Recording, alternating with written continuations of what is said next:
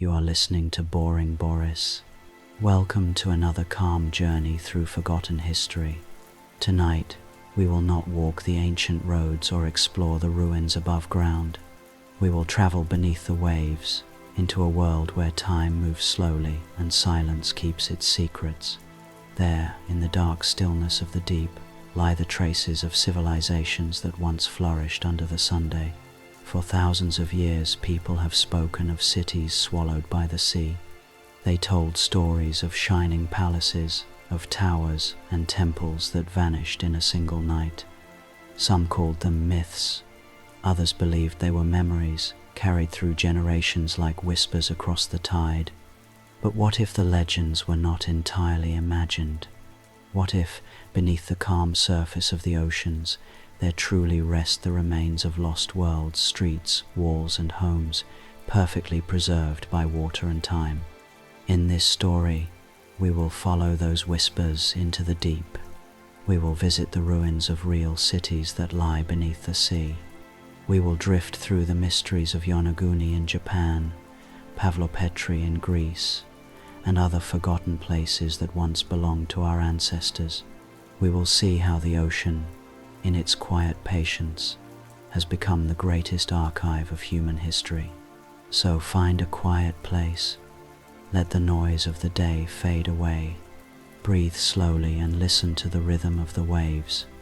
This is Uncovering Ancient Civilizations' Lost Cities Beneath the Oceans, a History for Sleep story, read by Boring Boris. Every story of a lost world begins with one name, Atlantis. For thousands of years, it has floated between imagination and memory, neither proven nor forgotten. The story comes from a single ancient voice, the Greek philosopher Plato, who wrote of a powerful island civilization that disappeared beneath the sea in a single day and night of misfortune. He described a shining kingdom beyond the known world, filled with grand temples, perfect order, and unmatched knowledge. According to his dialogues, Atlantis was not simply a city but an entire empire. Its people were said to be children of the sea, god Poseidon, blessed with wisdom and strength. They built bridges and canals, palaces of silver and gold, and walls that gleamed in the sunday, yet pride grew among them. Their ambition turned to arrogance, and they began to wage war against the rest of the world. The gods, displeased with their corruption, sent earthquakes and floods that swallowed Atlantis whole. In one night, the island was gone, and the ocean closed above it forever. That is the story as Plato told it. But he also said it was an old tale, even in his time, passed down from Egyptian priests who claimed to remember events from thousands of years before. Since then, countless generations have tried to find the truth within it. Some have searched for the lost island in the Atlantic Ocean, near Spain or the Azores. Others have looked near the Mediterranean, believing the story to be symbolic of natural disasters that struck real ancient cities. Perhaps what makes Atlantis so enduring is not the question of whether it existed, but what it represents.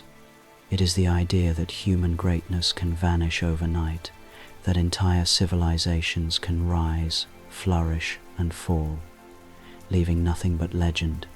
Every time a storm uncovers ruins along a coastline, or a diver finds a wall beneath the sea, the name returns, whispering through our imagination.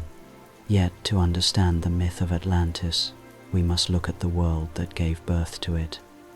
During the time of Plato, Greece had already seen powerful empires rise and fall, the Minoans of Crete, for example, whose great palace at Knossos was destroyed by an earthquake and a wave so vast that it could have seemed like divine punishment. Centuries later, when ruins of that civilization were rediscovered, many saw in them the echo of Atlantis. The connection was never proven, but the resemblance was haunting. Stories of lost lands are not unique to Greece. In almost every culture, there are tales of floods and vanishing cities. In Mesopotamia, ancient tablets tell of a great deluge that covered the world. In India, myths speak of Dwarka, a kingdom of shining towers claimed by the sea. In the Pacific, islanders tell of worlds swallowed by rising tides. It is as if every shoreline remembers a story of its own disappearance.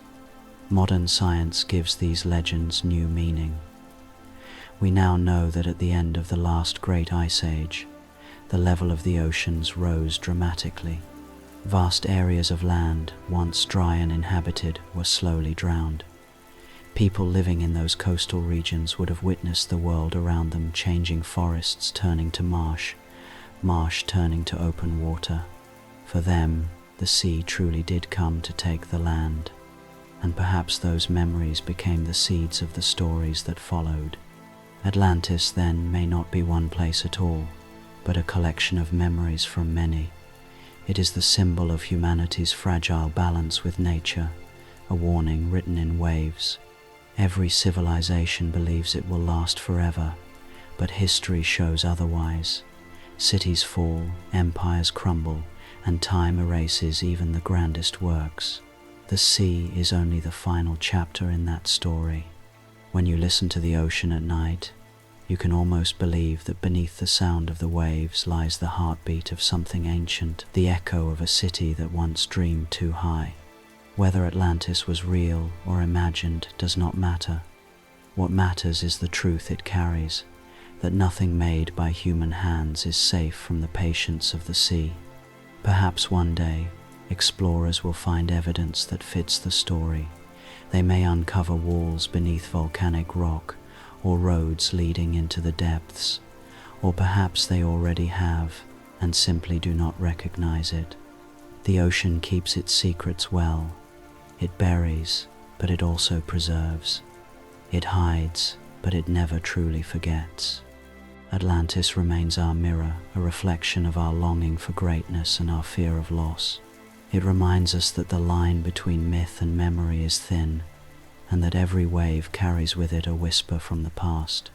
As you drift deeper into calm, imagine that city, now its towers quiet, its temples at rest, its streets filled with soft light that has not touched the sun in 10,000 years.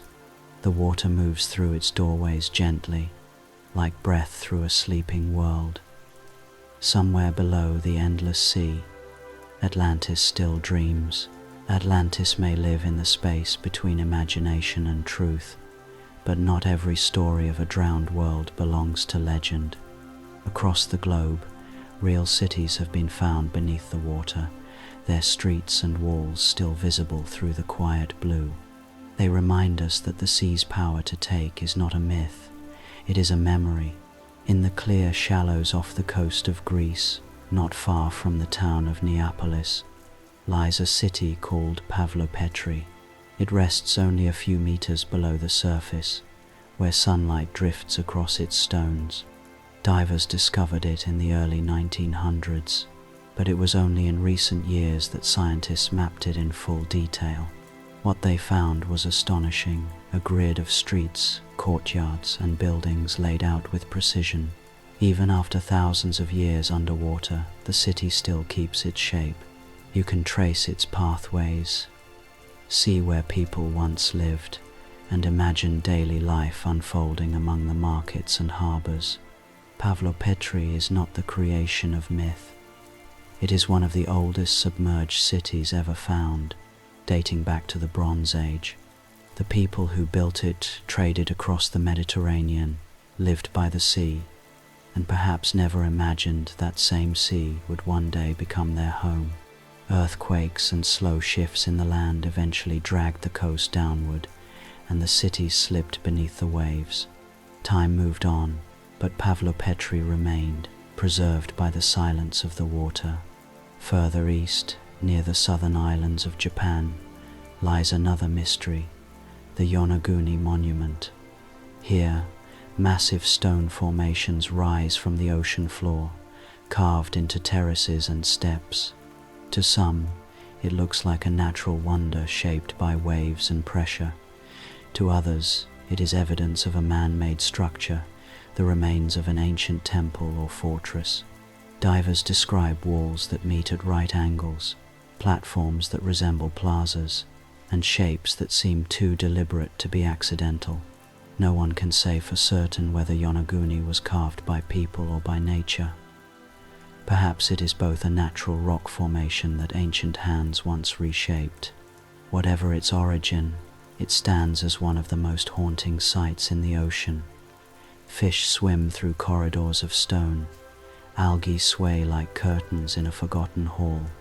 Light filters down from above, catching the edges of each step until the whole scene glows faintly in gold and blue. The monument does not need an answer. Its mystery is its strength. In the warm waters off the coast of India lies yet another secret, the Gulf of Kambat. There, sonar scans have revealed long straight lines and circular patterns stretching across the seabed. Some believe they are the remains of ancient settlements, perhaps even older than any known civilization.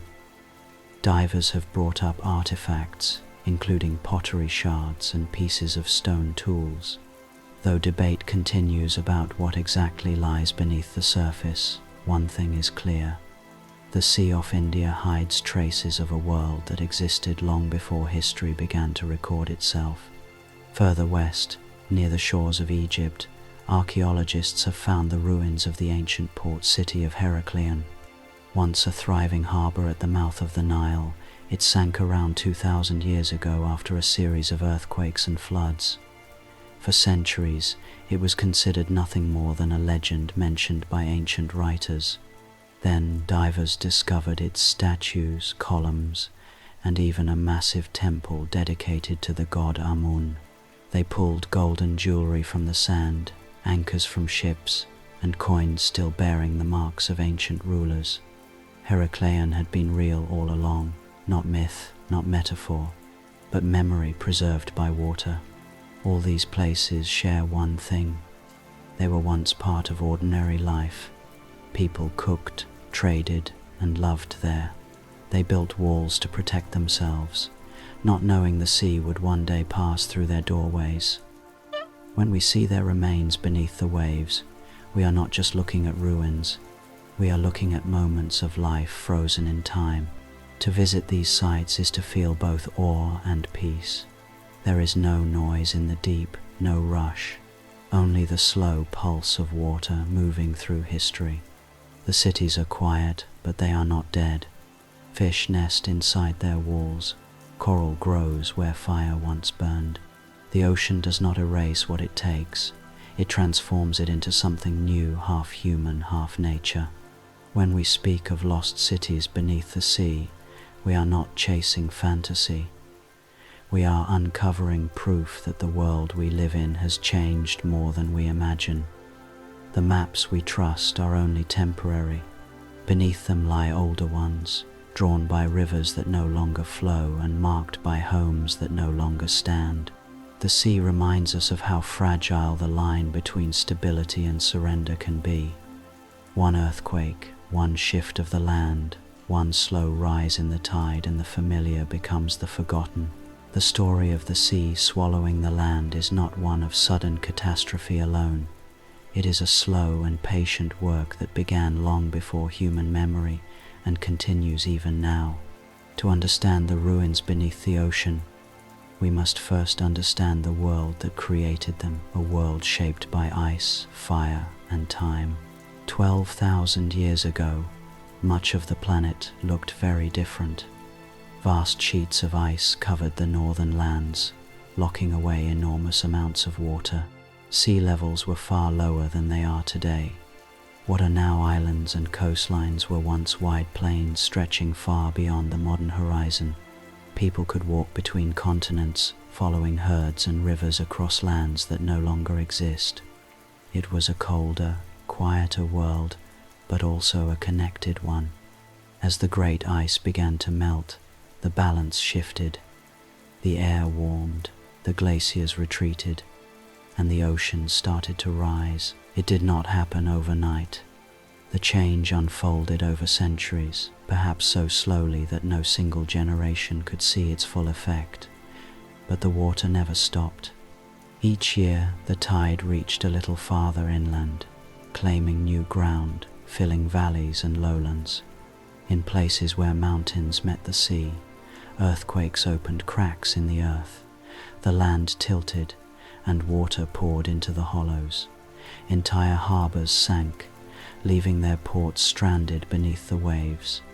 In other regions, volcanic eruptions reshaped the landscape, pushing some islands upward while others slipped beneath the surface. The planet was alive, constantly moving, breathing in cycles of destruction and renewal. Doggerland, the drowned land between Britain and Europe, is one of the clearest examples of this transformation. What was once a fertile plain filled with rivers became the North Sea.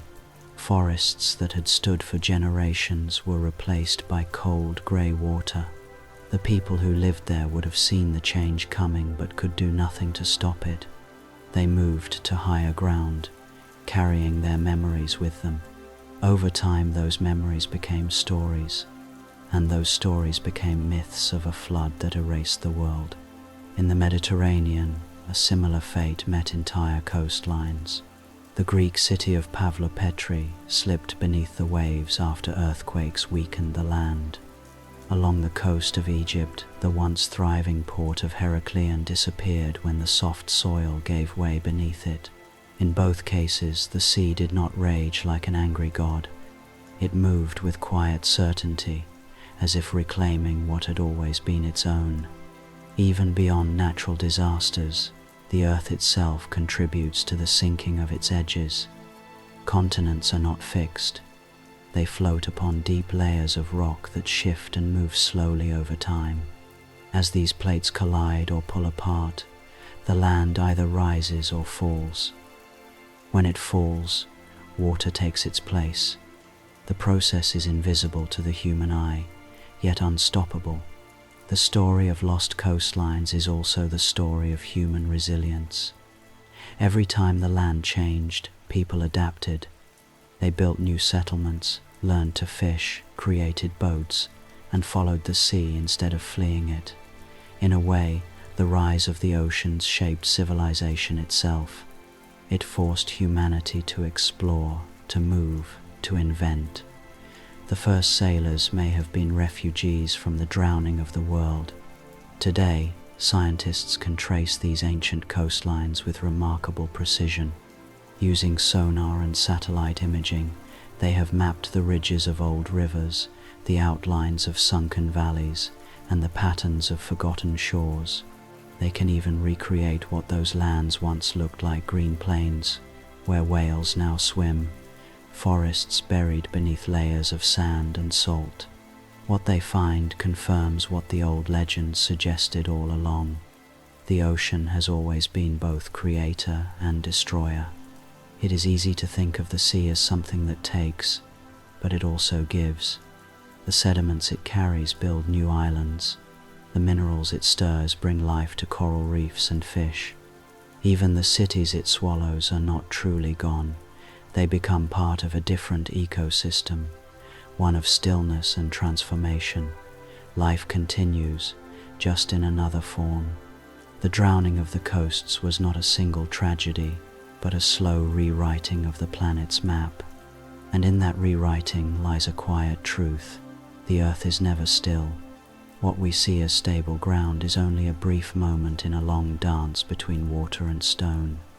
Every coastline you walk upon has moved, shifted, or changed countless times before. Perhaps that is why the stories of floods and lost lands exist in every culture. They are not inventions of fear, but echoes of something real, the memory of watching the world change and realizing how small we are before it. The people who told those stories were not dreaming of punishment or mythic gods. They were remembering the way the sea rose without stopping. They were remembering how it sounded when the land went quiet. To search for cities beneath the sea is to walk a thin line between story and science. The ocean hides both truth and imagination in equal measure, and only patience can separate the two. Archaeologists who dive into its depths do not only look for ruins, they listen for patterns, for evidence that connects myth with memory. In the silence of the deep, They become translators between the past and the present. Underwater archaeology is unlike any other form of exploration. On land, a site can be brushed clean, studied under sunlight, and mapped in full view. Beneath the waves, everything moves differently. Light fades quickly.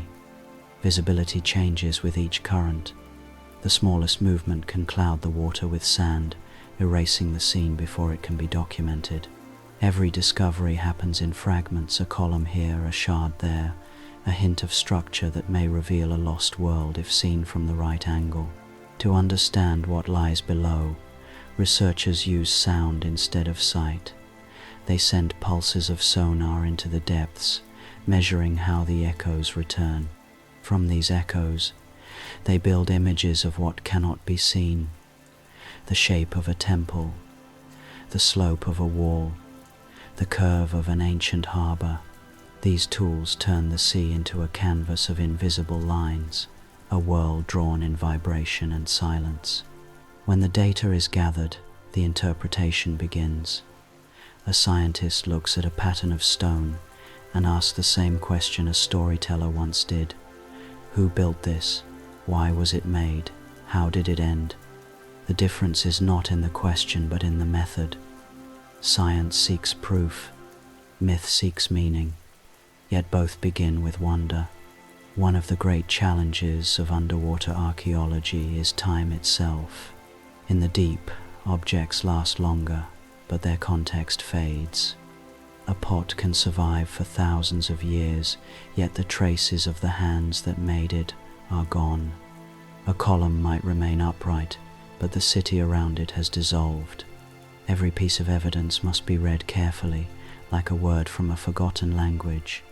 To study these remains, scientists use machines that hover above the seabed, small, silent robots guided from the surface.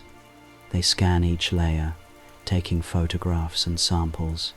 Divers follow, moving slowly through the water, careful not to disturb the fragile world around them. In the beam of their lights, the past returns for a moment, then it drifts back into darkness. The discoveries are often humble: a clay jar half buried in silt, the outline of a road, a carved stone that hints at a building long gone. Yet each of these finds carries weight, because it transforms imagination into reality. It tells us that the legends were not only dreams, they were echoes of things once seen, once touched. In Greece, researchers studying Pavlopetri used laser mapping and digital reconstruction to recreate the city as it once was. On their screens, the submerged ruins came alive again. Walls stood upright, streets stretched across the seabed, and homes regained their form. What was lost to water returned through light. For the first time in thousands of years, people could walk those streets again, if only in virtual space. Elsewhere, in Japan and India, scientists debate the meaning of their findings. Are the massive stones of Yonaguni the work of nature or the product of human hand? Do the formations in the Gulf of Khumbat mark the ruins of an ancient city or simply the patterns of tides? The questions remain open, and perhaps they always will, but even uncertainty has value. It keeps curiosity alive, reminding us that discovery is not only about answers, it is about learning how to ask better questions. Archaeology beneath the sea is also an act of respect. Every time a diver descends, they enter a graveyard of stories. They move through places where people once lived, where laughter once echoed. The silence there is not empty, it is full of presence. The water holds the memory of those who came before, and in that memory there is peace. When science meets story, something profound happens. The myth gives direction, and the evidence gives shape. Together they create understanding. The legend of Atlantis may not be real, but its idea led people to search. And in that search they found Pavlopetri, Heraclean, and other lost worlds that truly existed. The imagination of the past became the foundation of modern knowledge. In the end, Archaeology between story and science is not about proving myths right or wrong. It is about remembering that every myth begins with a truth, a landscape that changed, a city that fell, a people who endured. The ocean keeps those truths safe, and we, through patience and wonder, bring them slowly back to the surface. Far to the south of Japan, beyond the coral islands of Okinawa, lies a stretch of ocean known for its strong currents and deep blue clarity. Beneath that surface, near the island of Yonaguni, rests one of the most mysterious formations ever discovered under the sea. It is called the Yonaguni Monument, a vast staircase of stone rising from the seabed like the skeleton of a forgotten temple. When divers first came upon it in the 1980s, they could hardly believe what they saw. Massive terraces cut into clean horizontal lines, platforms shaped like plazas, pillars, corridors, and what seemed to be stairways leading upward toward the light. The scale of it was immense, covering an area larger than several city blocks. To swim along its edges was to feel as if you were drifting through the ruins of an ancient fortress, one that the sea had kept hidden for thousands of years.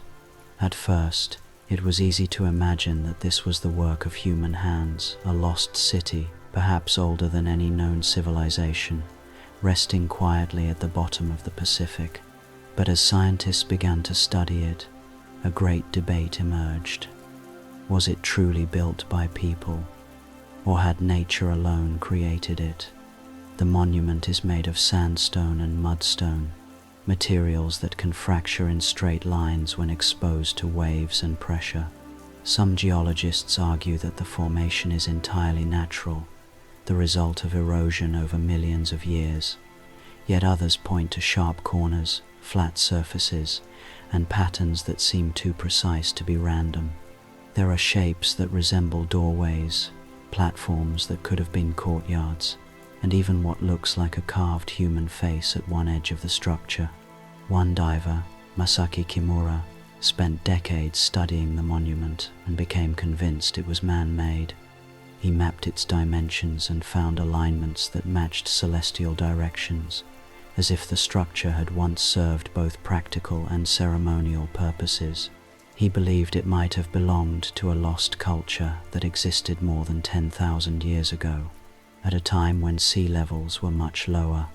If true, that would make it older than the pyramids of Egypt, older even than the first known cities of Mesopotamia. Skeptics caution against such claims. They remind us that the ocean floor can produce illusions. The human mind is skilled at finding patterns, at seeing temples in cliffs, faces in clouds, and meaning in random shapes. The truth may lie somewhere in between. Perhaps the rock was natural, but ancient people once carved or reshaped it. Perhaps it was a sacred site, where land met sea, later claimed by the tide. Whatever the origin, the Yonaguni Monument remains one of the most breathtaking sights in the underwater world. When divers approach it, the first thing they notice is the silence. There are no crowds, no sound, but the slow hiss of breath through a mask. The light from above flickers and fades as the steps descend deeper into shadow. Each layer reveals a new angle, a new corridor, a new question. It feels less like visiting a ruin and more like entering a dream. Marine life now lives where people once might have walked. Schools of fish glide along the terraces, their scales catching the sunlight. Sea fans cling to the walls, waving gently in the current. Small crabs crawl across the ridges, oblivious to the mystery surrounding their home. Nature has fully claimed the monument, turning it into a living sculpture.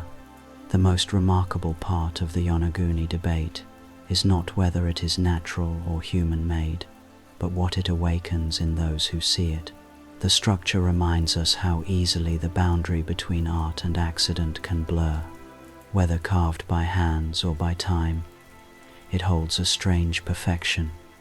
The lines are too deliberate to be ignored, yet too vast to be explained. It invites humility, a recognition that the earth itself can create forms as beautiful and complex as anything imagined by civilization.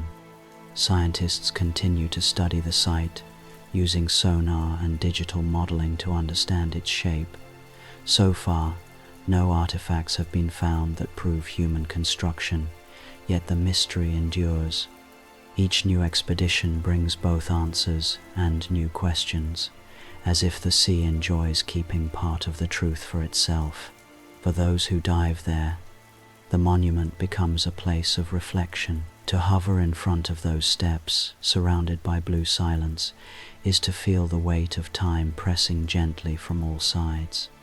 You realize that not everything lost beneath the ocean is meant to be found. Some things are meant to be felt to remind us of our place within a vast and ancient world.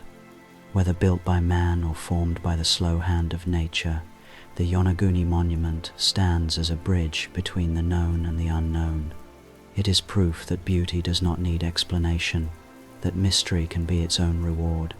And as the waves above continue their endless rhythm, the monument waits, patient and unchanging, beneath the eternal sea. Along the southern coast of Greece, where the blue waters of the Aegean meet the rocky edge of the Peloponnese, lies a quiet bay called Vatika. On a calm day, when the sunlight falls just right, you can stand on the shore and see outlines beneath the surface, long straight lines, right angles, and circles of pale stone. They belong to a city that sank more than 5,000 years ago, a place called Pavlopetri.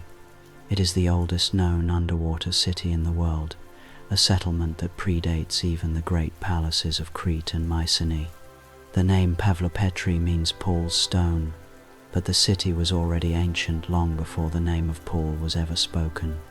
For centuries, fishermen in the area had noticed strange shapes below the water. It was not until the early 1900s that archaeologists realized what they were seeing: streets, courtyards, and buildings, all perfectly arranged beneath the waves. Unlike many legends of lost civilizations, Pavlopetri is entirely real. The site lies only a few meters underwater, close enough that swimmers can trace the lines of its walls with their hands. The layout is remarkably complex. Roads connect rectangular houses, open squares lead to courtyards, and stone platforms mark what might once have been workshops or storage rooms. The scale suggests not a small village but a thriving port city, one that traded across the Mediterranean. The discovery of Pavlopetri changed how historians understood early civilization. Before it was found, few believed that organized urban life existed in Greece so early. Yet here was proof: a city with planned streets and advanced architecture, built by people who understood design, trade, and engineering. The world beneath the water had preserved what time on land might have destroyed. The reason Pavlopetri sank is known. Around 1,000 years after it was built, a series of earthquakes struck the region. The land shifted, parts of the coastline collapsed, and the sea moved in. The city was not destroyed by war or fire. It was simply claimed by the ocean, slowly and without resistance. Over time, sand covered its rooftops, fish made homes in its doorways, and silence replaced the sound of footsteps. Today, archaeologists study the site using new technology. They map it with lasers and sonar, creating digital models that reveal every detail. On computer screens, Pavlopetri rises again, its streets illuminated, its walls restored. Viewers can wander through its narrow alleys in virtual space, watching how the morning light would have fallen across the stones thousands of years ago. In that sense, the city has been reborn, not in stone, but in memory. To imagine Pavlopetri as it once was, is to picture a place full of life. Ships arriving from distant islands, laden with olive oil, pottery, and copper. Children running across courtyards. Craftsmen shaping tools beside the harbor. The sound of conversation and laughter mixing with the cry of seabirds. All of it now lies beneath a thin layer of clear water, where waves ripple softly over the remnants of walls. The life has gone, but its shape remains. The preservation of Pavlopetri is almost poetic. On land, ruins crumble and vanish, but under the sea they rest in stillness. The absence of air protects them. The absence of people preserves them. Even the colors change. What was once gray stone now glows golden in the filtered sunlight. The city sleeps, and in its sleep it remains perfect. When divers descend into the bay, they describe an uncanny peace. The water is shallow and calm, the light gentle. Fish drift between doorways. The outlines of homes and streets are clear, almost recent in their appearance. It feels less like exploring the past and more like visiting a world that simply chose another element in which to exist. The people of Pavlopetri left no written record, yet their city tells us everything about them. It speaks of cooperation, planning, and a sense of beauty. It shows that even in the earliest days of civilization, humans sought order, community, and connection through trade. They built by the sea not only for survival, but for inspiration, and the sea, in turn, became both their partner and their destiny. Every civilization that rises near the water knows this truth. The sea gives and the sea takes. It nourishes, it connects, and eventually it reclaims. Pavlopetri stands as a reminder of that eternal balance. Its walls are a conversation between land and ocean, between what was and what remains. To this day, the city is still being studied. New surveys continue to reveal more structures buried under layers of sand. Each discovery adds another piece to the puzzle of who these people were and how they lived. And while their names are lost, their presence endures. Every tide that passes over Pavlopetri carries their story a little farther, spreading it across the endless blue. Off the western coast of India, where the waters of the Arabian Sea meet the delta of the great rivers Sabarmati and Mahi, lies the Gulf of Khambat. It is a place of strong tides and muddy currents, a restless sea that hides more than it reveals. For centuries, sailors have passed through its brown-green waves, unaware that beneath them may rest one of the most extraordinary archaeological mysteries on Earth. In the early 2000s, while surveying the seabed for environmental research, scientists using sonar detected something unexpected: long straight lines, rectangular patterns, and circular formations stretching across several square kilometers.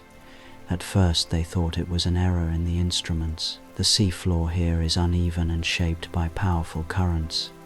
But when the scans were repeated, the shapes remained. They looked like the outlines of streets and foundations. It was as if a city lay buried in the mud, a city long forgotten. Soon, divers and underwater vehicles were sent to investigate. Visibility was poor, the water thick with silt. But even in the gloom, they found what appeared to be man-made objects. Pieces of pottery, stone tools, and fragments of carved material were brought to the surface. Some samples were dated to nearly 9,000 years old, far older than the earliest known cities of Mesopotamia. If accurate, that would mean that people in this region had built organized settlements long before any other recorded civilization. The announcement stirred great excitement and controversy. Some researchers hailed it as evidence of an unknown culture that existed before the rise of the Indus Valley civilization.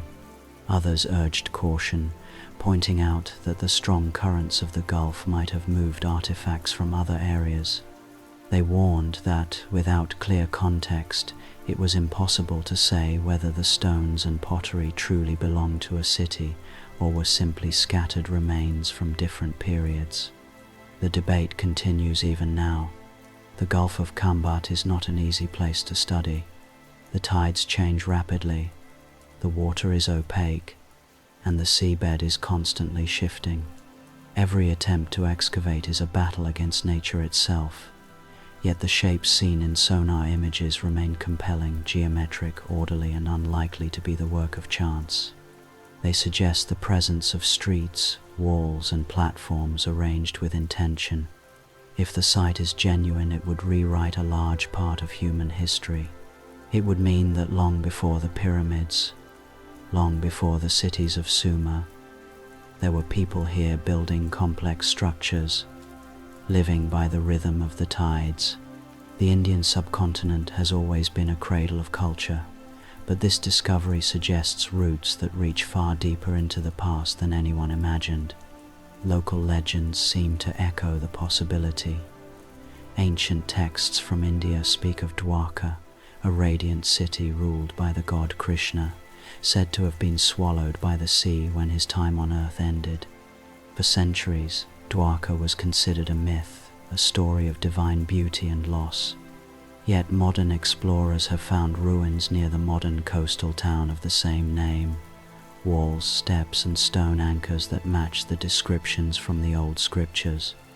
Whether the Gulf of Kambhat is part of that same story or a different one altogether, it keeps the idea alive that myth and memory often share the same origin. When archaeologists and oceanographers speak about these discoveries, they use careful language.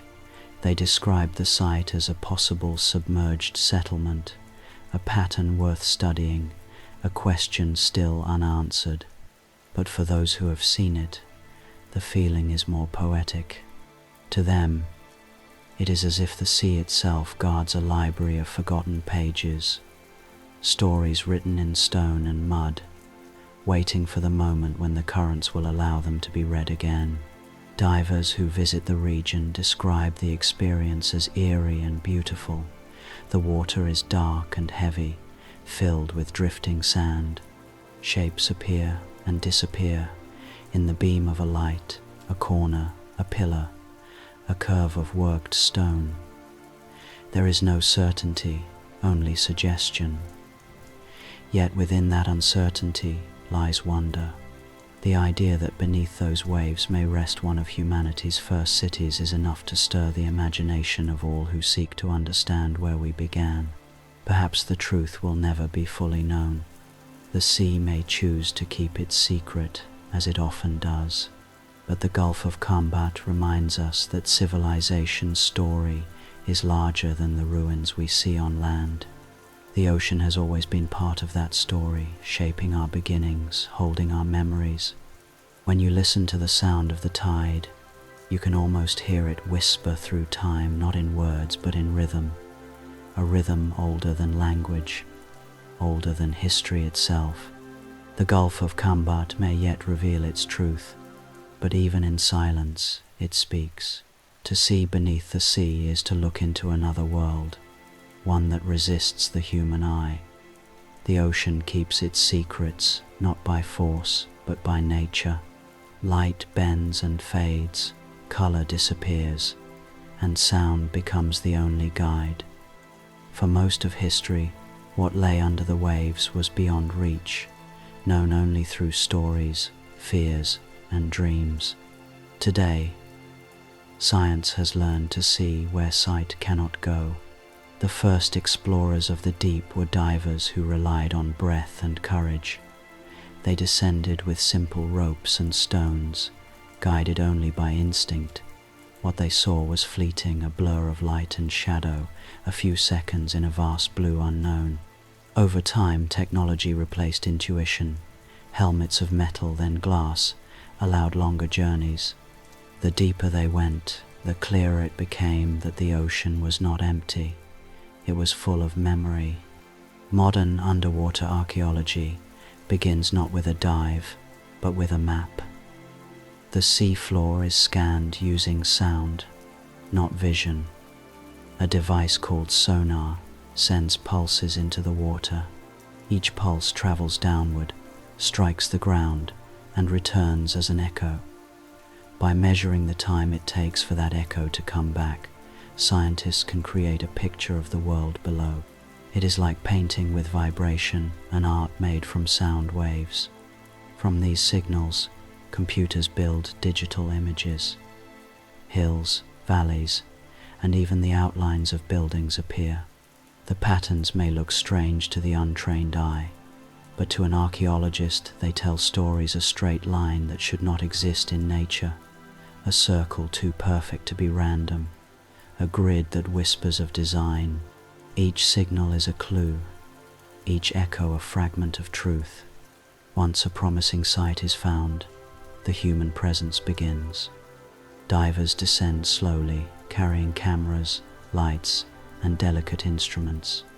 They must move with precision, for one careless kick can stir up a cloud of silt that erases visibility for hours.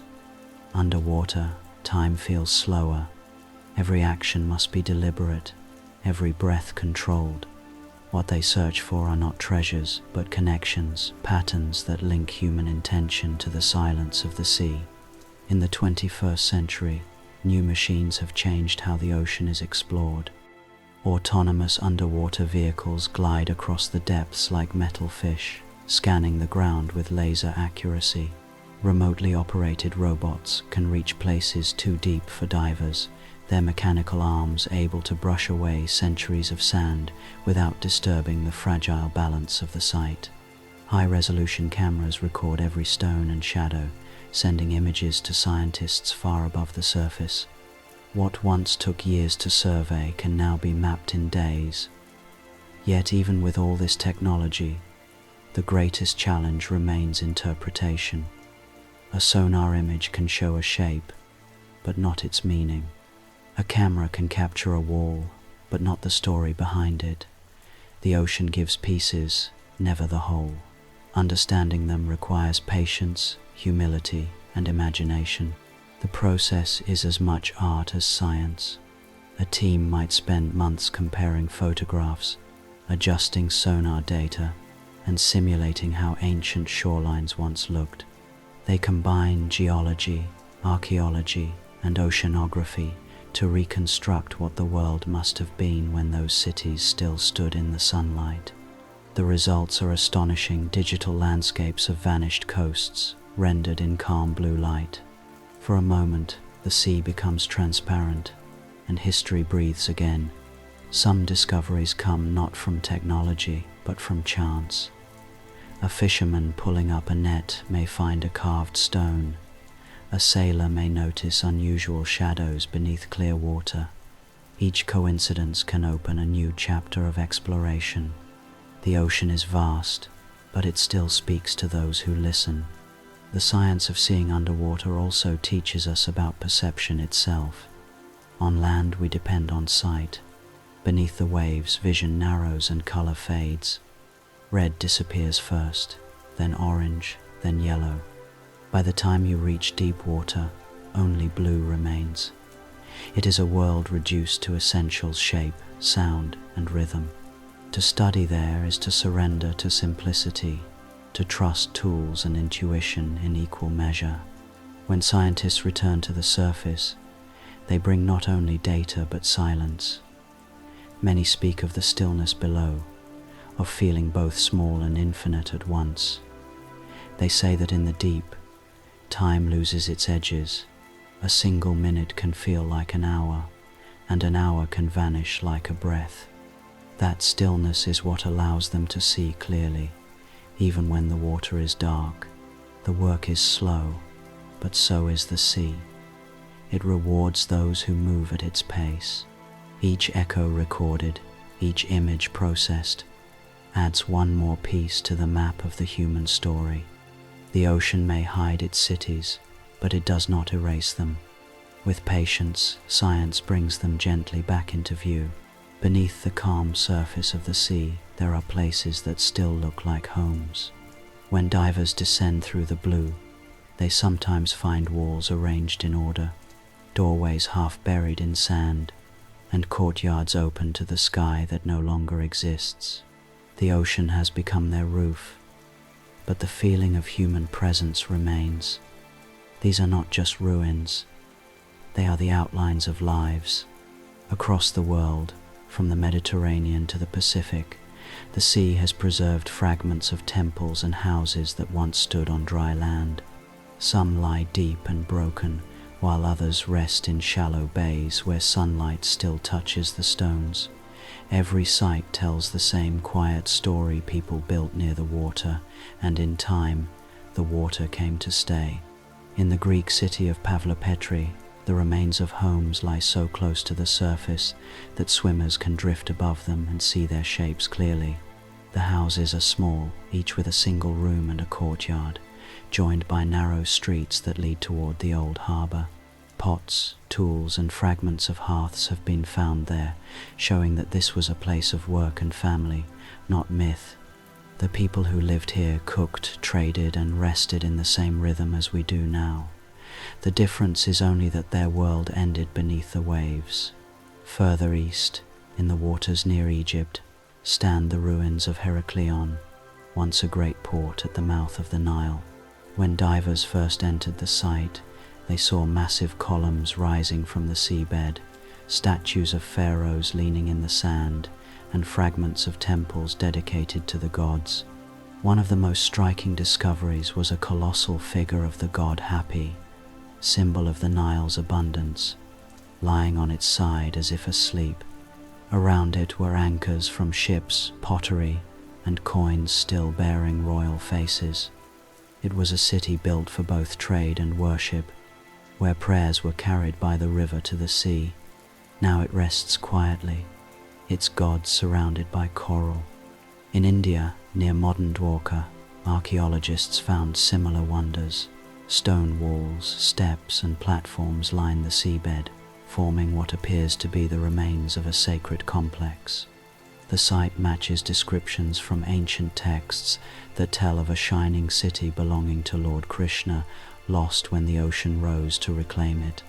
Whether or not this is the same Dwarka of legend, the discovery proves that temples and settlements once stood where waves now break. The survival of these structures beneath water is remarkable. On land, ruins are worn away by wind and Sunday. Under the sea, they are preserved by stillness. The lack of air protects them from decay, while sand and silt cover them like a blanket. In that silence, even fragile things endure: pottery, carvings, traces of paint. The sea hides them, but it also keeps them safe. When divers explore these sites, they move slowly, as if entering someone's home uninvited. A doorway becomes a threshold into another time.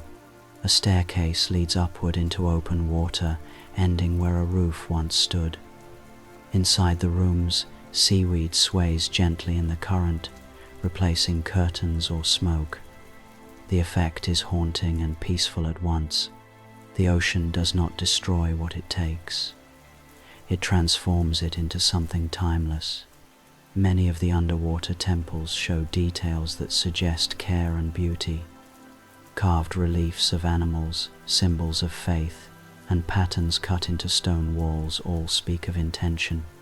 These were places of meaning, not just shelter. In their quietness they feel sacred even now, long after the prayers stopped. Some divers describe feeling as if they are intruding on a ritual that never ended, one performed by the sea itself. What unites these discoveries is the reminder that civilization is fragile, but culture endures. Even when the land disappears, the instinct to build, to create, and to worship remains part of who we are. The people who lived in these cities faced the same ocean we see today, and they too must have watched the tide with awe and fear. The sea that gave them food and trade also carried the power to take it all away. Standing on the shore now, it is hard to imagine that entire neighborhoods once existed under the waves, yet the evidence lies quietly below, waiting for us to listen. The stones do not speak in language, but their arrangement tells us everything. Where there is order, there was purpose. Where there is purpose, there was life. These temples and homes remind us that the past is not gone. It only changes form. The sea has not buried it in grief. It has preserved it in calm. Each submerged city is a reflection of our own proof that beauty and devotion survive even in the deepest silence. As you picture those places now, Imagine the water moving softly through an ancient doorway, carrying with it the same rhythm it has carried for ages. It enters and leaves, like breath, like time. The walls remain still. The sea remembers. When archaeologists dive into the deep, they do not search for treasure, they search for stories, and the stories they find are not written in words or carved into stone tablets. They are written in the quiet language of objects, tools, vessels, ornaments, and fragments of daily life that survived where people did not. These artifacts speak softly, yet their voices reach across thousands of years. At first, a single object may seem insignificant: a broken pot, a small weight of carved stone, a simple tool made from shell. But when found beneath the sea, each piece becomes a miracle of endurance. These are the survivors of worlds that the ocean tried to erase. When brought into light, they connect the living with the lost, proving that history still breathes under the waves. From the ruins of Pavlopetri in Greece, divers have recovered fragments of pottery that once carried oil, wine, or grain. Some are decorated with spirals and patterns typical of Bronze Age art designs that show both beauty and precision. Others are plain, the work of ordinary hands. Together, they reveal a city that was not only functional but artistic, where trade and craft were inseparable. The people who lived there were not distant ancestors from an age of myth. They were humans like us, shaping clay, cooking meals, and building lives beside the water. In Egypt, the underwater city of Heracleion has yielded objects that once filled its markets and temples.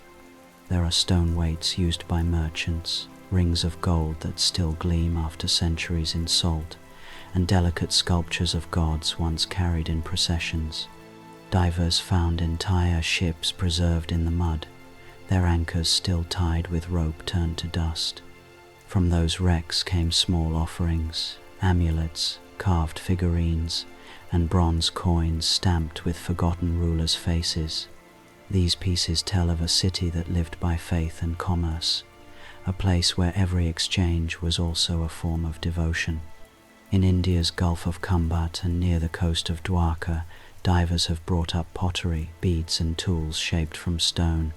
Some were found far below modern sea level, suggesting that the people who used them lived in an age when the ocean had not yet claimed the shore.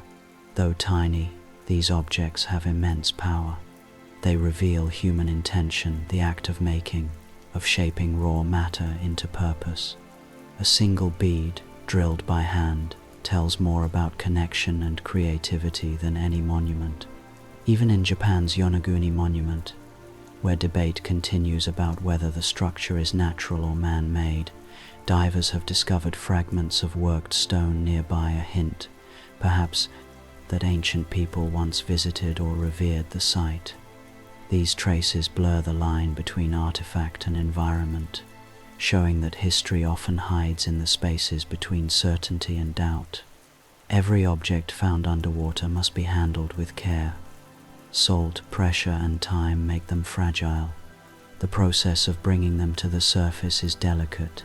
Each item is stored in seawater and slowly desalinated to prevent decay.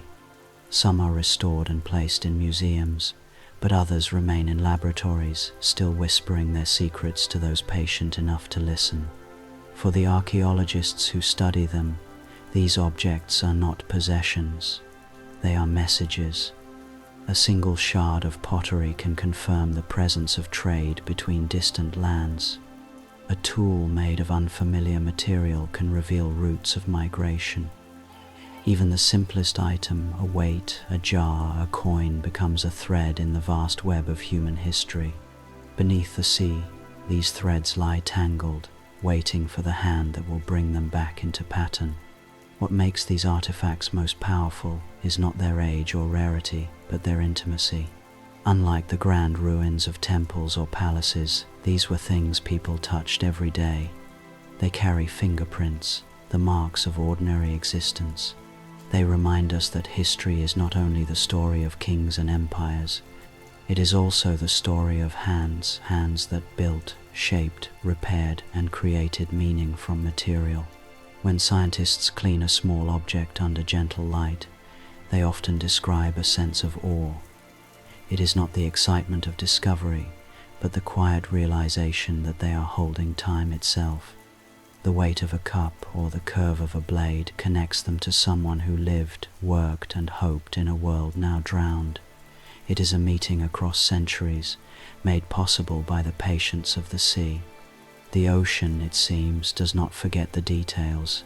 It guards them until we are ready to understand. Each artifact brought to the surface is like a word returned to a language long asleep. Together they form sentences that describe how people once moved through their days, how they honored the sacred, and how they met the sea not as an enemy, but as part of life. Beneath every stone and artifact lies the question that science cannot measure: who were the people who lived here, and what did they feel when the sea began to rise? The ruins speak of structure and purpose, but behind those patterns were hearts, voices, and lives. When we call them lost civilizations, we forget that they were not lost in their own time. They were simply living. Imagine standing on a coast 5,000 or 6,000 years ago. The air is warm, the tide gentle. Fishermen return with nets of silver fish. Smoke drifts upward from hearths made of smooth stones. Children run across sand that now lies deep beneath the waves. Life feels ordinary and endless, yet far away. The ice is melting, and the world is already changing. The shoreline shifts a little each year, so slowly that no one notices. Then one day, a great storm comes, and the familiar world is gone.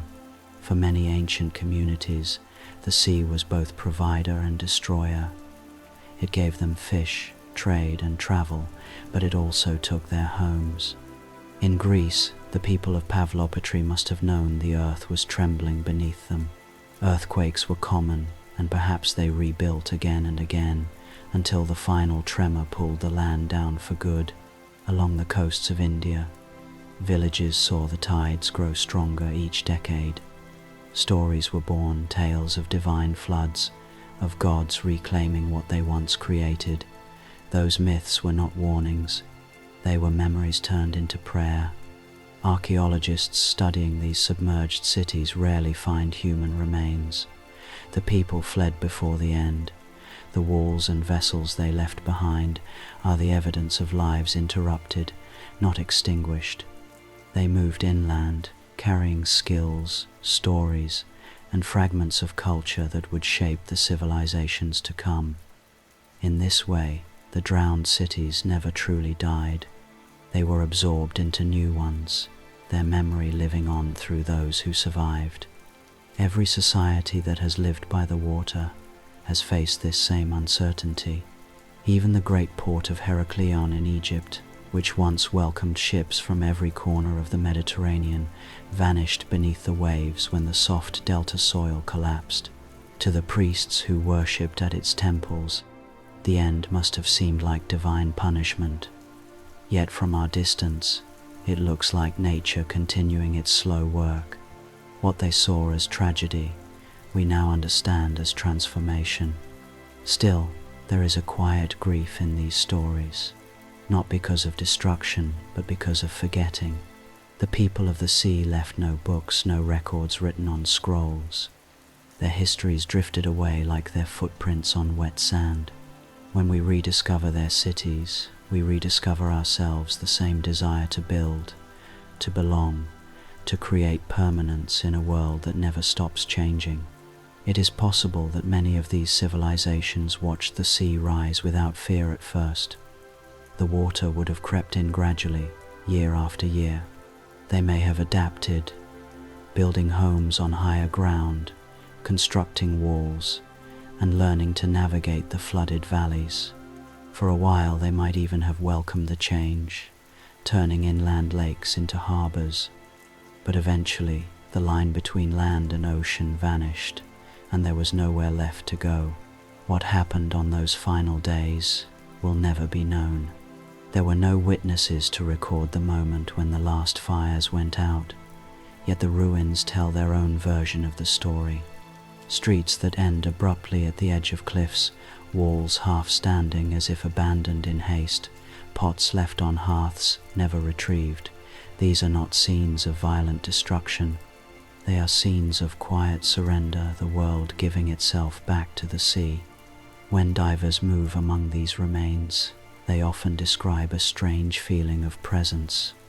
They say it feels as though the people are still there, just out of sight, going about their daily lives in another time. It is not superstition, but empathy. To see a staircase leading upward into open water is to feel what they must have felt, the tension between safety and inevitability. You realize that you are looking at the exact moment when human ambition met the patience of nature. And yet, even in vanishing, they endured. The descendants of those who fled carried their customs and crafts inland. Patterns in pottery, techniques in metalwork, and songs in old languages show the persistence of memory. The drowned people of the coastlines became the teachers of those who lived after them.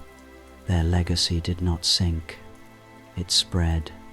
The sea took their cities, but not their essence. It held their stories, preserved their objects, and softened their tragedy with time. Every wave that moves across the ruins now is part of their rhythm, part of the same cycle of loss and renewal that defines all life. Every ruin beneath the sea carries a rhythm. The same pattern repeats itself across continents and centuries. Creation, growth, destruction, and silence. The sea does not act out of malice. It follows a law older than time, a pattern written into the bones of the planet. To understand the cities beneath the waves, we must accept that they are not accidents. They are part of this eternal rhythm. Throughout history, the earth has shifted between calm and chaos. Mountains rise, islands fall, rivers change their paths, and seas grow larger. Each transformation creates new life while taking something old away. It is a cycle that neither gods nor empires can command. The people who lived on the vanished coasts saw only the surface of that change. A tremor in the ground, a storm that would not end, a shoreline that crept inward every year. To them, it felt like punishment. To us, it looks like nature remembering its balance. In Greece, Pavlopetri was undone by earthquakes that reshaped the seabed. In Egypt, Heracleion fell when the soft delta soil gave way beneath its weight.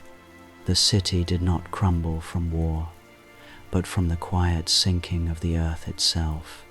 In Japan, strong currents and shifting plates have buried parts of the Yonaguni Formation again and again, each movement erasing what divers uncover.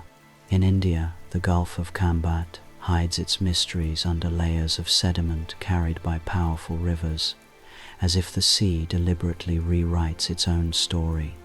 Everywhere, the same pattern appears. The world creates beauty, watches it flourish, then reclaims it in silence. Scientists now know that many of these disasters were caused by tectonic movement. The outer shell of the earth is not fixed. It drifts slowly, like rafts of stone floating on liquid fire. When those plates collide, the ground rises into mountains or sinks beneath the sea. The process is slow enough to escape notice until the final moment, when it feels sudden and cruel. Yet this movement is what keeps the planet alive. Without it, there would be no continents, no oceans, no life at all. Sometimes, the pattern of destruction arrives in waves, literal ones. Great tsunamis, born from undersea earthquakes or volcanic eruptions, have struck the world's coasts for as long as there have been oceans. They come without warning, travel faster than wind, and leave behind silence. Legends of such waves appear in every culture. The flood of Mesopotamia, the deluge of Noah, the stories of Atlantis and Dwarka all may have been born from memories of real events, repeated so many times that they became woven into the collective human soul. To live by the sea is to live with risk, yet people have always chosen it. The water offers food, trade, and beauty, and we accept its danger in return. The cities that vanished were not mistakes. They were expressions of trust that the sea would provide more than it would take. For thousands of years that balance held until the cycle turned again. When archaeologists map these sites, they see more than ruins. They see the signature of nature's rhythm. Earthquakes tilt walls in the same direction, floods bury pottery under fine layers of silt, and shifting sands seal doorways as neatly as a craftsman's hand. Even destruction has order. The patterns left behind allow scientists to reconstruct not only how these places fell, but how the people must have lived before the end. Some scholars say that studying ancient disasters can help us predict future ones. Others believe it teaches humility, the understanding that no civilization, no matter how advanced, stands outside the reach of nature. The sea has risen before, and it will rise again. The coastlines we know today are temporary, as were the ones that came before them. Yet within this pattern of loss lies continuity. When one world sinks, another begins. The fertile soil left by floods feeds new life. The islands formed by volcanoes become homes for future generations. Even the ruins themselves become ecosystems, coral reefs built on broken temples, schools of fish weaving through doorways once carved by human hands. The sea destroys, but it also creates. It turns tragedy into foundation. Perhaps that is why the sight of underwater ruins feels strangely peaceful. They are not scenes of chaos, but of transformation. The edges are softened, the colors muted, the noise of collapse long gone. What remains is harmony, the quiet meeting of stone and current, of memory and time. To recognize the pattern of disaster is to understand that it is also a pattern of renewal. The cities beneath the ocean are not only reminders of what was lost, they are symbols of what endures: resilience, adaptation, and the endless will to begin again. The waves that covered them are the same waves that now sustain life above them. The rhythm continues, as it always has. The surface of the earth has been mapped for centuries, but the ocean, the planet's greatest landscape, remains mostly unseen. More people have walked on the moon than have explored the deepest parts of the sea. Beneath those endless waves lies a world larger and more complex than any continent. Yet, our knowledge of it is still like candlelight flickering in a vast cathedral. To understand the cities that sleep under the water, we must first see them, and to see them, we must learn to map the invisible. The ocean floor is not a smooth expanse of sand. It is a terrain of mountains, valleys, cliffs, and plains. There are canyons deeper than any on land, ridges that circle the globe, and plains where silence has lasted for millions of years. Hidden within this landscape are the traces of ancient coasts, the places where humanity once walked before the water came. Mapping begins not with sight, but with sound. Light cannot travel far in the sea, but sound can. Scientists send pulses of sonar, short bursts of vibration down through the water. When those pulses hit the seabed, they bounce back, carrying the shape of what they have touched. Computers translate these echoes into images, forming maps made entirely of sound. The result is a living picture of the unseen. At first, sonar produced only rough outlines, shadowy sketches of the deep. But technology has grown more precise. Today, multi-beam sonar can sweep wide areas at once, capturing the smallest details. Each echo marks a point in three-dimensional space. Thousands of these points form digital models of the sea floor, as exact as topographic maps of land. Scientists can now trace the curves of submerged valleys, the ridges of forgotten rivers, even the square outlines of possible human structures. Once, explorers relied on chance, a diver's discovery, a fisherman's net pulling up something unexpected. Now, with the help of satellites and sonar, they can choose where to look. High-resolution data from orbit measures tiny variations in sea surface height, revealing hidden mountains and trenches below. It is a strange and beautiful irony that we can use the sky to see the ocean's floor. Each new map changes how we understand the planet.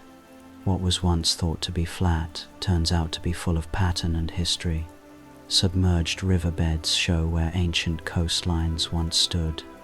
Gentle slopes mark the paths that people and animals may have followed before the sea covered them. Every contour tells a story not only of geology, but of life. In recent years, global projects have begun to chart the entire ocean. Thousands of ships equipped with sonar travel the seas, sharing data to build a single, complete image of the world beneath the waves. The goal is not only to locate ruins or shipwrecks, but to understand the planet's hidden structure, its fault lines, its volcanic ridges, its deep plains that hold clues to climate and evolution. It is a task that will take generations, but progress is steady. Every expedition adds a few more pieces to the puzzle. For archaeologists, these maps are a bridge between past and present. They allow scientists to compare the sea floor with ancient coastlines and river systems, identifying where early settlements might have stood before flooding. Some maps reveal terraces and shapes too regular to be natural rectangles and circles that hint at the presence of man. These are the places where divers and robots now focus their efforts, guided by data, driven by curiosity. Mapping is not only about discovery, it is also about connection. Each new image reminds us that the ocean is not a void separating lands, but a vast landscape uniting them. Beneath the water, the continents are joined. The mountains we see on land continue under the waves, and the valleys of the deep mirror those above. What we call the edge of the world is, in truth, only the beginning of another. For the scientists who spend their lives mapping the sea, there is both precision and poetry in the work. They speak of sonar pulses as if they were music, each echo a note played by the planet itself. The ocean responds with rhythms older than language, giving back its shape in sound. It is a conversation between humanity and the earth, one carried on through technology, patience, and awe. The more we map, the more we realize how much remains unknown. Even with satellites and machines, more than 80% of the seafloor is still uncharted.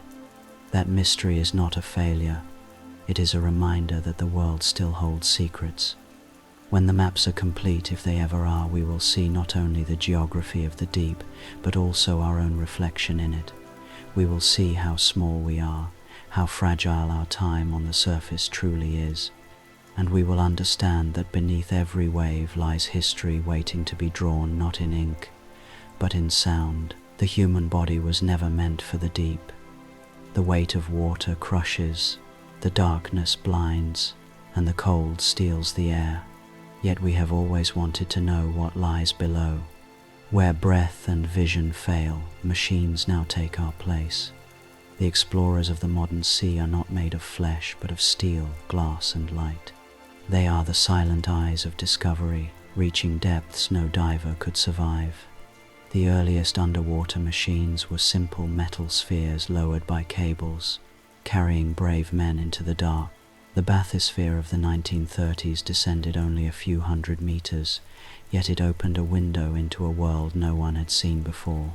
Later came submersibles, small craft built like pressure-resistant shells. They could move, turn, and linger in the depths for hours. Through their portholes, explorers saw creatures that glowed in the blackness and landscapes that seemed otherworldly. Today, exploration belongs to a new generation of machines. Autonomous underwater vehicles glide through the deep like mechanical fish. They move without pilots, guided by sensors and pre-programmed routes. Some scan the seabed with sonar, creating precise maps of the terrain. Others collect samples of water, rock, and sediment, each particle a clue to the story of the planet. Remotely operated vehicles, often called ROVs, act as the hands of modern archaeology.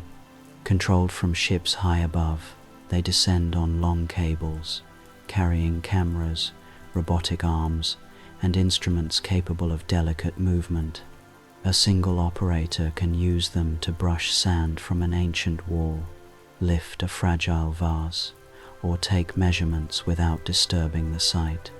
Their cameras send back high-definition images, showing details that once would have been lost to darkness.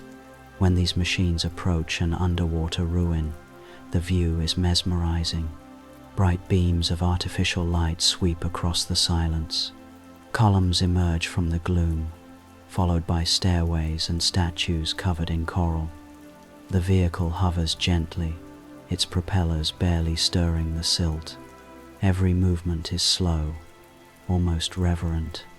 The robot records, measures, and withdraws, leaving the site undisturbed, as if it were bowing before time itself. The data they gather is vast. Computers on board ships process millions of sonar points to build three-dimensional models of entire regions. Scientists can then rotate, scale, and explore these digital reconstructions, walking virtually through cities that have not seen sunlight for thousands of years. In a sense, the machines have become both explorers and storytellers, collecting fragments and transforming them into visions of the past. But the machines are not only tools of science, they are also extensions of human imagination. Each design reflects the same curiosity that once drove sailors across uncharted oceans.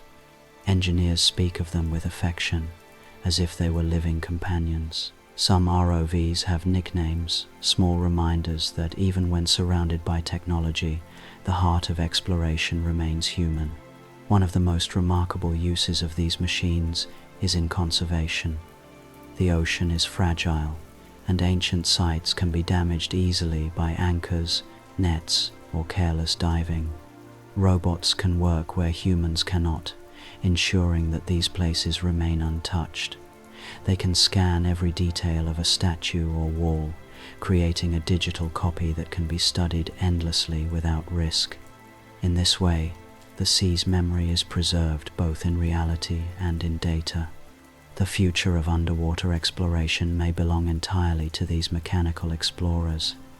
New models are being designed to move without cables, communicating wirelessly through sound waves. Others will work in coordinated groups, mapping vast areas together like schools of intelligent fish. As artificial intelligence improves, these machines will not just record, but also interpret identifying objects, predicting locations, and helping humans understand what they find. Still, for all their precision, the machines cannot feel wonder. They do not pause to admire the play of light on stone or the stillness of a sunken temple. That part remains ours. The human heart gives meaning to the data. It turns sonar points into stories, and silent ruins into echoes of life. The machines can reach the deep, but we are the ones who hear it speak. Every age has its explorers, and every explorer is chasing the same thing, the boundary between what is known and what is still hidden. The ocean has always been that boundary. For centuries, people dreamed of lost kingdoms beneath the waves, of golden cities and forgotten empires swallowed by the sea. Today, the dream continues, but with a new kind of seeker. The modern archaeologist does not carry a sword or a map marked with dragons. They carry sonar, satellites, and machines that see in darkness. The search for lost cities is not fantasy. It is a science that begins with data. Satellite imaging, sonar scans, and historical records are layered together to form maps of possibility. Scientists look for patterns, straight lines that should not exist, circular depressions too regular to be natural, or shapes that mirror ancient architectural designs. When a pattern emerges, the world's attention turns to that patch of sea, and the slow process of discovery begins. The methods may be new, but the spirit is ancient. In every diver and scientist, there is still the same hunger that once drove sailors to explore beyond the horizon. They are drawn by mystery, the idea that somewhere, under layers of silt and silence, entire civilizations sleep. Some are known only through myth. Others have names that were forgotten before writing was invented. One of the most ambitious modern hunts took place in the Bay of Alexandria in Egypt. There, beneath shallow water, explorers found the ruins of Cleopatra's palace columns, statues, and sphinxes lying exactly where ancient writers said the royal island once stood. The discovery reshaped history, turning legend into fact. Another search, off the coast of India near modern Dwarka, revealed structures that may belong to the lost city of Krishna's myth. In each case, the pattern is the same. Myth points the way, and science confirms what stories remembered all along. The same process now unfolds around the world. Off the coast of Cuba, sonar scans have revealed geometric structures nearly 1,000 meters deep. Too deep for ancient builders, some say, yet too precise to ignore. Near Malta, divers have found massive stone blocks that resemble the prehistoric temples on land. Around the Bahamas, unusual formations spark endless debate about whether they are natural or man-made. Each discovery adds a piece to the vast puzzle of humanity's forgotten beginnings. These hunts are not only about finding places, but about understanding time itself. Each new site forces us to ask uncomfortable questions. How many civilizations rose and fell before the ones we know? How many were erased not by war but by water? What if the story of humanity is far older and far deeper than we ever imagined? Scientists approach such questions carefully, wary of speculation. They rely on evidence, on dating, on consistency, yet the ocean has a way of humbling even the most certain mind. Sometimes a myth dismissed as fantasy turns out to hold a grain of truth. Sometimes a coastline thought empty reveals entire worlds below. The line between science and legend grows thin when the waves become an archive. Modern expeditions are international by nature. Teams of archaeologists, geologists, and oceanographers work together, sharing data and risk. They travel for months on research vessels, living between storms and silence, following hints of shape across miles of open sea. Their work is patient and precise, days of scanning for one moment of revelation. But when that moment comes, when a camera lights up a carved wall that no human has seen for 10,000 years, the silence of the deck breaks into awe. The discoveries are not always grand. Sometimes it is a single stone, a shard of pottery, or a faint outline of a road. But each find is a doorway. It tells us that there is more waiting, that history is not complete. And with every expedition we move closer to understanding how much of our story lies beneath the water. The hunt for lost kingdoms is, at its heart, a search for connection. It is not greed that drives it, but longing, the need to know where we come from and what we have forgotten. Each new discovery bridges the past and the present, reminding us that humanity's memory is larger than land. The continents we know are only the visible part of our world. The rest sleeps below, waiting for the courage and curiosity of those who dare to look. When the ships return from these expeditions, their holds are not filled with treasure, but with data scans, photographs, and coordinates.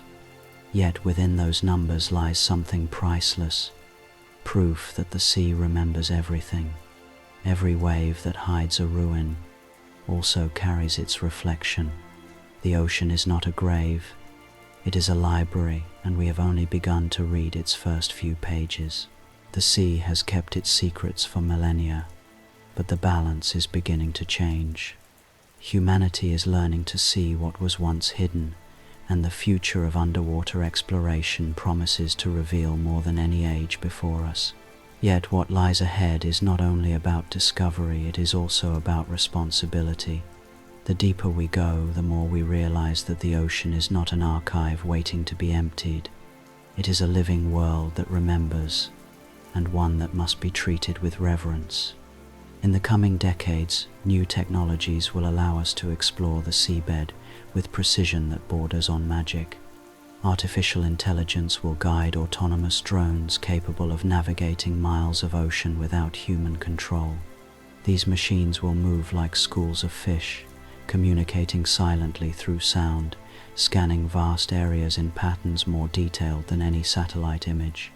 Each will carry advanced sensors that can detect even the faintest trace of a human structure, the curve of a column, the alignment of walls beneath layers of sand.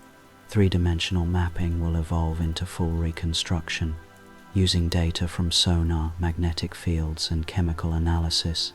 Scientists will be able to recreate entire cities in virtual form. Viewers will walk through them using digital reality, exploring streets, temples, and harbors as they were thousands of years ago. What the sea has taken physically will be restored in memory, piece by piece, until the past becomes almost tangible again. New materials will make deeper exploration possible. The limits that once stopped human divers will disappear as lightweight exosuits and pressure-resistant drones push further into the abyss. Underwater laboratories will stay submerged for weeks, allowing continuous research in places where light has never reached. These will be the quiet cathedrals of the future sanctuaries of science, suspended in the deep. But as our ability to see grows, so does our moral burden. The ruins beneath the sea are not mere curiosities, they are sacred fragments of human history. Each site, each artifact, holds the memory of lives lived and lost. As technology gives us access to them, we must decide not only how to explore but how to protect. Some areas may need to remain untouched, preserved by the silence that has kept them safe for so long. Already, international agreements are being formed to safeguard underwater heritage. New laws recognize that the ocean floor is not a no-man's land but part of humanity's shared history. The task is delicate: to study without disturbing, to uncover without claiming. The challenge is not only technical but ethical. In our pursuit of the past, we must not repeat the mistakes of conquest. The future will also depend on collaboration. No single nation can map or preserve the ocean alone. The sea ignores borders. Its memory belongs to everyone. Scientists from across the world are beginning to work together through open databases, where each expedition contributes data for others to build upon. It is a quiet form of unity, people from distant lands joined by the shared wish to understand what the water hides. The role of storytelling will remain essential. All the technology in the world cannot replace the human voice that gives meaning to discovery. For every map drawn, there must be a story told, a way to remind the world that what we find beneath the sea is not ancient debris, but the evidence of who we were. The silence of the deep must be balanced by the sound of memory. Perhaps one day, we will reach a point where every coastline has been mapped, every ruin documented, every secret revealed. But even then, the mystery will not end. The sea is not only a place, it is a presence vast, patient, and alive. The more we uncover, the more we understand that there are layers of existence beyond what we can measure. The ocean will always hold something we cannot touch, the feeling of wonder itself. The future beneath the waves will not just be about finding what is lost. It will be about learning to listen to the sound of the deep, to the slow rhythm of the tides, to the echoes of civilizations that rose and fell and still whisper through the current. We are, in the end, temporary guests on a planet built from water. The cities that once stood above the sea are now part of it, and one day, perhaps, ours will be too. The ocean does not destroy, it transforms. It turns stone into silence and memory into calm. The future will not be a conquest of the deep, but a conversation with it, one that will last as long as the waves continue to breathe against the shore. The ocean does not forget. It may hide what it holds. It may move and shift and change shape, but it remembers. Every wave that rises, every current that drifts through the deep, carries with it the dust of ancient shores and the whispers of forgotten voices. Beneath the silence, the sea is alive, with memory patient, unhurried, and eternal. When we look out across the surface of the water, we see reflection, the light of the sky, the shimmer of clouds, the color of the wind. But beneath that thin layer of brightness lies a vast archive, where time moves differently. What the land buries in soil, the ocean preserves in stillness. The ruins below are not merely remains, they are the thoughts of the earth, stored in salt and shadow. In this way, the sea becomes more than geography. It is history written in motion. The tides are the turning pages of an endless book, and the stories they tell are not just about people or cities, but about the relationship between life and impermanence. Civilizations rise, build, and fade, yet the water continues its rhythm, unchanged by triumph or tragedy. To stand at the edge of the ocean is to feel that memory press against you, the weight of everything that has ever been. The air tastes of age. The sound of the waves is the same one heard by the first humans who walked along those coasts. They too must have felt that mixture of awe and humility, sensing something vast that would outlast them all. Scientists call the ocean a carbon sink, a regulator of climate, a stabilizer of life. But beyond chemistry and physics, it is also a memory sink, absorbing every trace of the world that passes into it. Bones, wood, stone, and thought. The evidence of laughter, of hunger, of worship. Everything we are ends up here eventually. The sea does not erase, it translates. When archaeologists uncover the walls of a lost city or lift a fragment of pottery from the sand, they are not only studying the past, they are recovering the sea's dreams. Each artifact is a sentence in the language of memory. Together, they reveal how the ocean holds not only matter, but meaning. The water that covers those cities is the same water that falls as rain, the same that fills rivers, the same that returns to the clouds. Memory circulates. It moves from the deep to the sky, from storm to snow, from tears to tide. Perhaps that is why standing by the sea feels like remembering something you never lived. Somewhere inside, you recognize its rhythm as your own. The ocean also remembers silence. Down in the dark, where light cannot reach, time loses its shape. A broken statue lies for 10,000 years, untouched. Sand settles, coral grows, fish drift through the arches of ancient doorways. Nothing hurries, nothing fades completely. This stillness is not death, it is preservation. The sea's memory is not sentimental. It is balanced, indifferent, perfect in its calm. Human memory fades quickly. We forget faces, words, even names. The sea remembers differently. It does not hold moments, it holds essence. It remembers that life once was, that breath once passed, that light once touched stone, and that all of it will return again. Perhaps this is why so many myths place truth beneath the waves. Atlantis, Dwarka, Lemuria, each is less a story of destruction and more a meditation on endurance. They remind us that what is lost is never truly gone. It simply changes form, moving from the visible world to the invisible one. The ocean is not a grave. It is the memory of life itself, resting in infinite patience. To listen to the ocean is to listen to history without words. Its rhythm is older than language, and yet it speaks directly to the heart.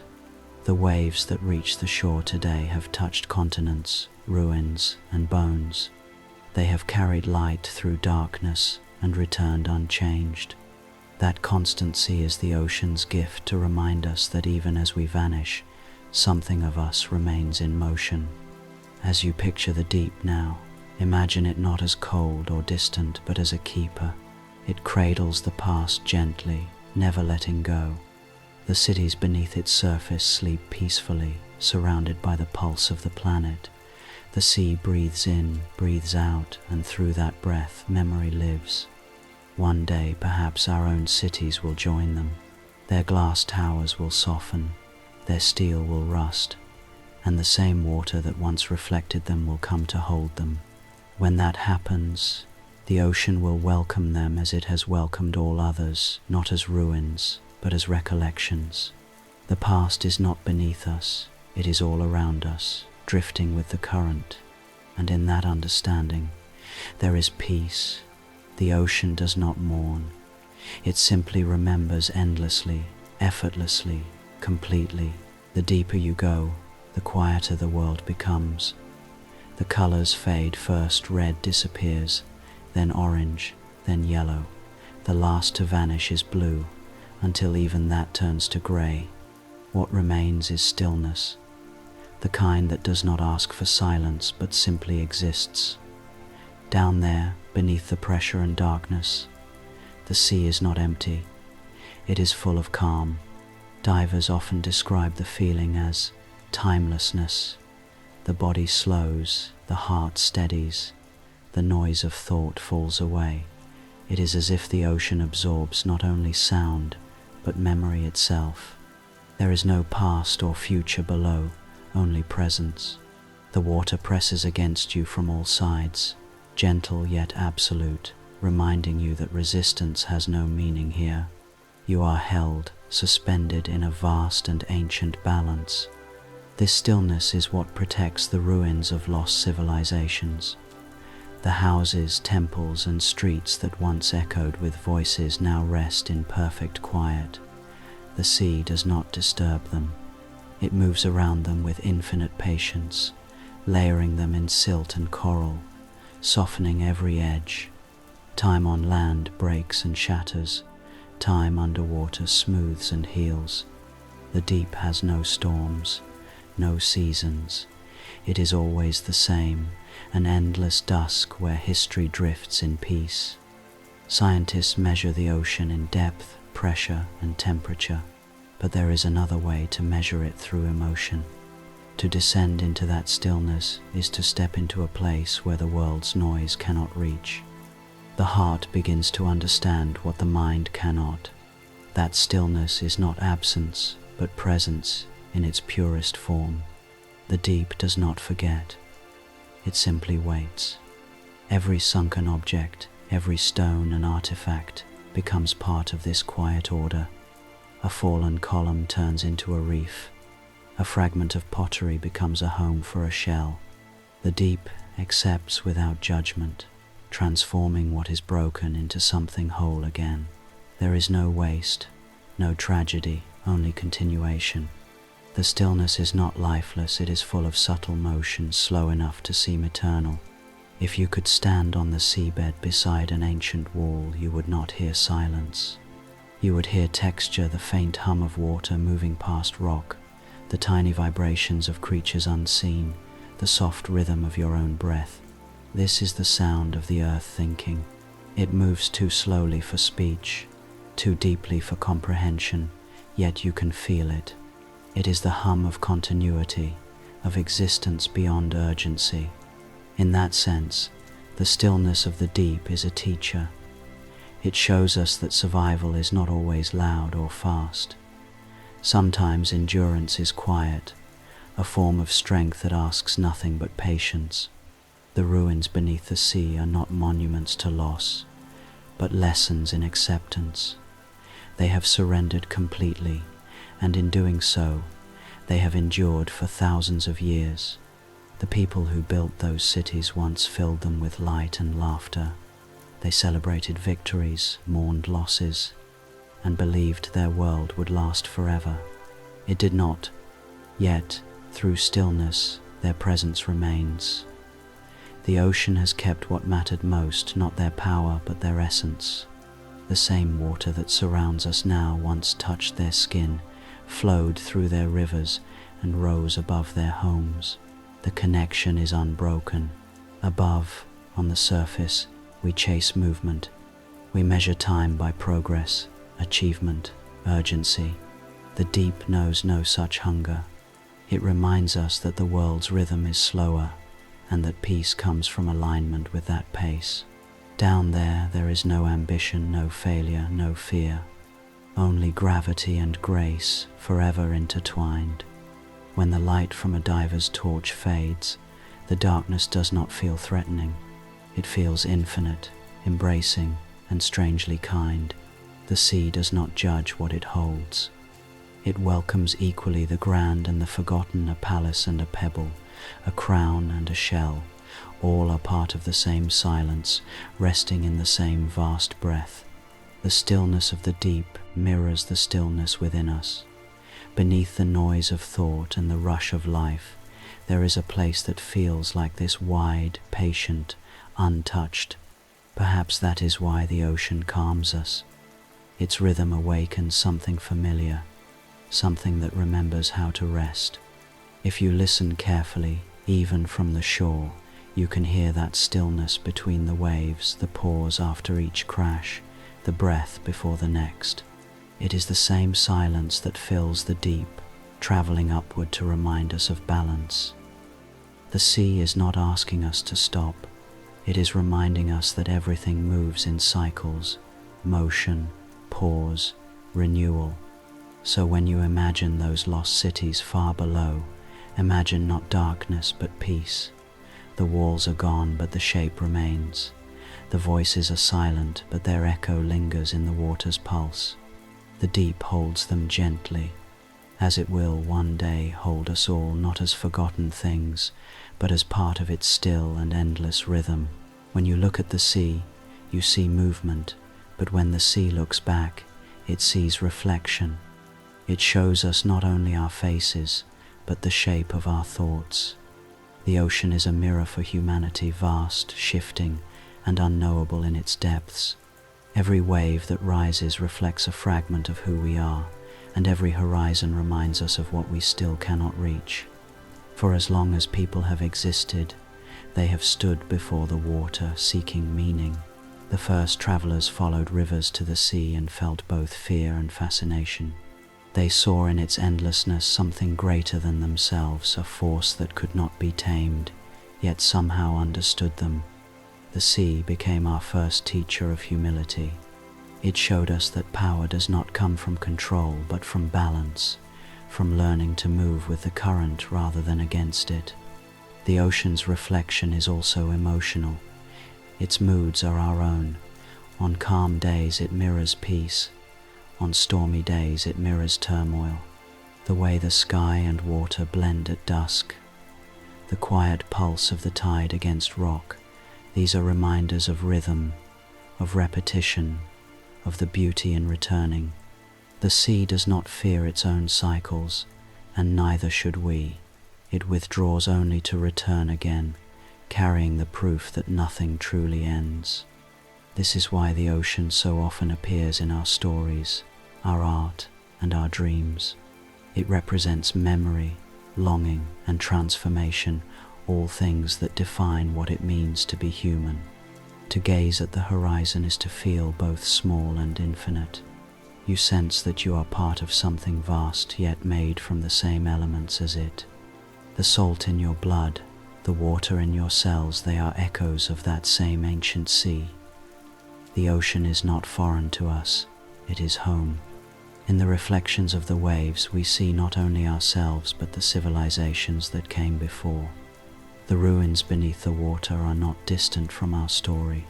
They are its earlier chapters. Each city swallowed by the tide is a mirror of our own fragility.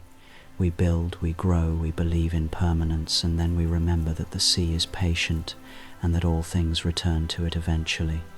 Yet there is comfort in that truth. The ocean does not destroy what it takes. It transforms it. It turns stone into coral, metal into reef, sound into silence. In doing so, it shows us how to let go with grace.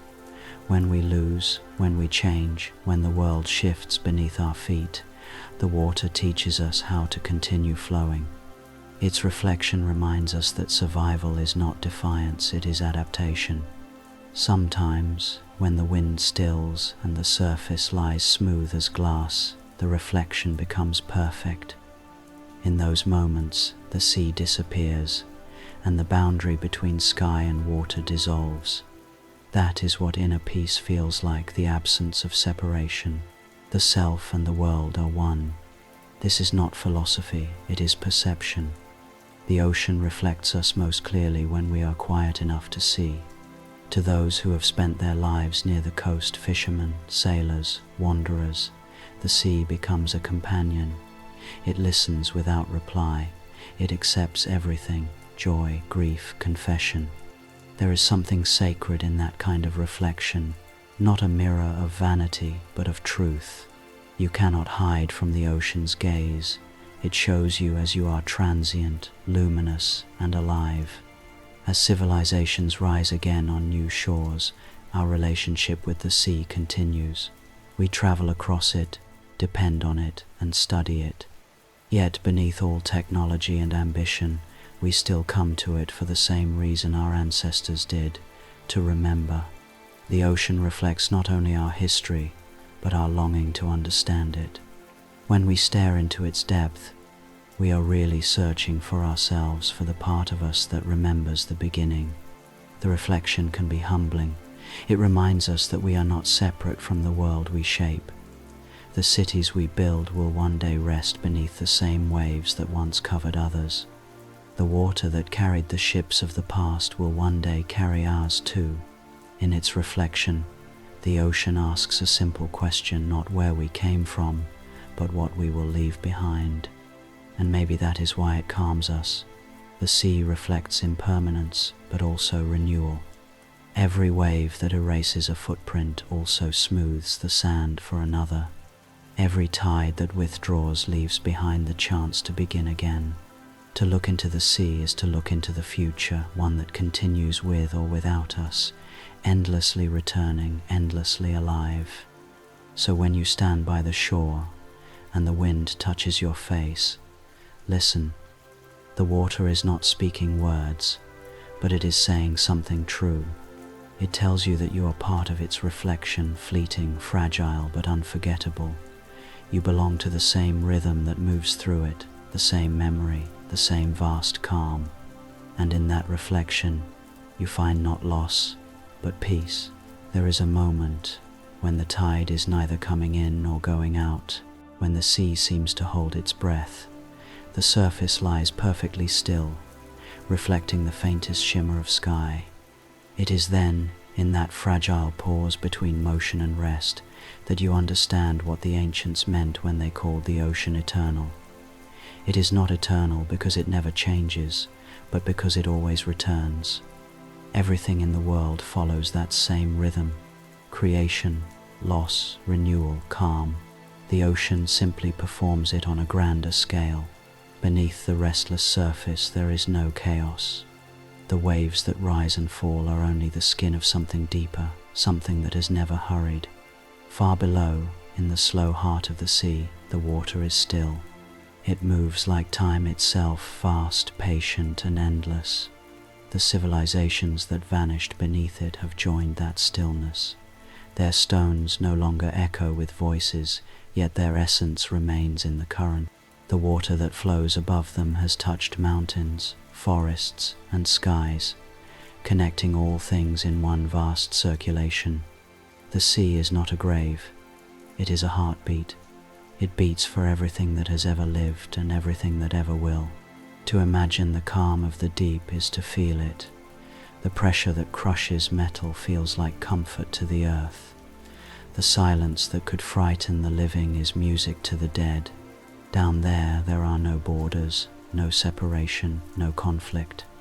Everything has blended into harmony, human, animal, stone, and light, each element indistinguishable from the others. That is eternity. not duration, but unity. Perhaps that is why the ocean soothes us. Its rhythm mirrors the pulse within us.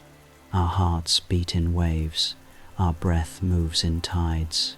We are made of the same pattern. When we listen to the sea, we are really hearing ourselves, only on a much larger scale. The calm we feel in its presence is recognition, the body remembering its origin. The ancients told stories of gods who ruled the oceans, of empires that sank as punishment for pride. But maybe the lesson was simpler. The sea reminds us that nothing stands apart. The moment we forget that, the water reclaims what was once its own, not in anger but in balance. Every flood, every rising tide, is the world correcting itself, restoring calm where humans have stirred too much noise. Yet even in taking, the sea gives back. It smooths what it breaks. It carries seeds to new shores. It feeds and nourishes, shaping the very climate that allows us to live. Its calm is not the absence of action, but the perfection of it. The ocean moves without haste because it has no need to hurry. It already is what it must be. If you close your eyes now and picture the deepest part of the sea, imagine not darkness but peace. Imagine a space beyond sound or fear, where time has dissolved into stillness. The ruins of forgotten cities lie there, surrounded by slow-moving light. Fish drift like thoughts through their corridors. Columns shimmer beneath soft currents of dust. Nothing struggles. Everything belongs. This is the eternal calm, the point where motion and rest become the same, where every beginning is also an ending, and every ending a continuation. It is the state toward which all things return. The silence after sound, the dusk after daylight, the calm after life's long tide. For those who seek it on land, the ocean offers a lesson. The calm you search for is not far away. It is the same stillness that exists within you. The same balance that holds the sea in shape holds your breath, your heart, your thoughts. The world outside mirrors the one within. When you find quiet in yourself, you have found the ocean again. As night falls over the water, the horizon dissolves into shadow. The stars above and the waves below become one reflection. The world folds in on itself, infinite and contained. Somewhere down there, beneath miles of pressure and patience, the ancient cities sleep without sorrow. Their beauty endures not in stone but in peace. And as you listen to the slow pulse of the tide, let it remind you of what the sea has always known. Nothing is ever truly lost. Everything returns, transformed, carried gently back to the calm that waits beneath all things. In that calm, the ocean keeps its promise to remember, to renew, and to rest. The waves move, the wind sighs, and the earth turns once more. The story continues, quietly, forever, and so we drift back to the surface. The journey through the deep has ended, yet the calm remains. The cities we visited, Pavlopetri, Heraklion, Yonaguni, Dwarka, each one was more than stone beneath the sea. They were mirrors of ourselves, reflections of how fragile and how enduring humanity can be. The ocean did not destroy them. It kept them. It covered them with patience, turned their ruins into sanctuaries, and preserved their memory in silence.